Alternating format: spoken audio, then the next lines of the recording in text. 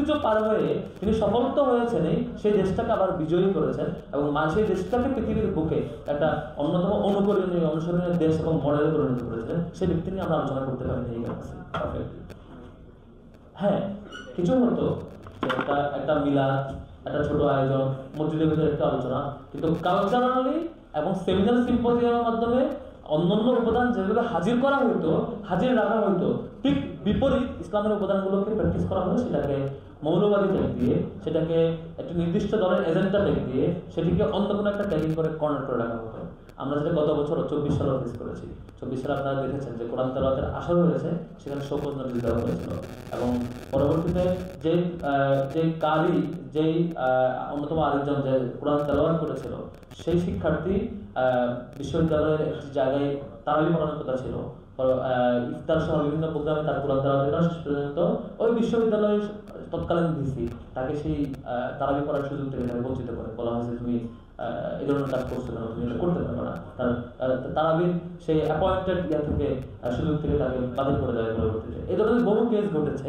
আমরা এই গত বছর ছাত্র শিবিরের জায়গা থেকে চেষ্টা করেছি কিছু আয়োজন করা। গত বছর ডক্টর ইয়াসির কাদি এসেছিলেন, আপনারা দেখেছেন এই বছর রমজানের আগে।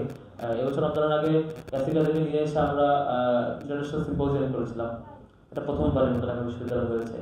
গত বছর 5 আগস্টের পরে সিরাজ সম্মেলন হয়েছে, সেটিও বিশ্ববিদ্যালয়ের ইতিহাসে প্রথমবারের মতো হয়েছে। টিএসসিতে যেটা হয়েছিল বিভিন্ন আয়োজন করেছে বিভিন্ন প্ল্যাটফর্ম পক্ষ থেকে। তো আজকে আলহামদুলিল্লাহ আমাদের আলোচক আসছেন।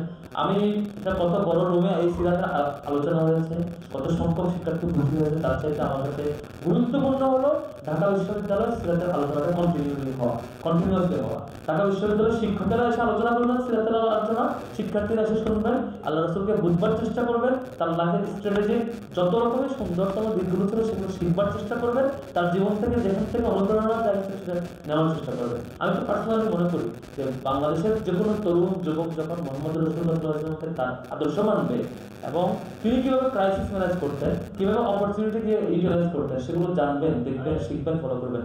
আমার মনে হয় কোনো শিক্ষার্থী, কোনো যুবক হতাশ হওয়ার কথা না, কোনো যুবক, কোনো শিক্ষার্থী ব্যর্থ হওয়ার কথা না, কোনো যুবক, কোনো শিক্ষার্থী তার পথ হারানোর কথা না। সে যে ধর্মেরই হোক, যে পথেরই হোক, যে মতেরই হোক, তার ওনাকে নিয়ে আলোচনা হওয়া দরকার। আজকে আলোচনা সবাইকে আবারও স্বাগত জানাচ্ছি।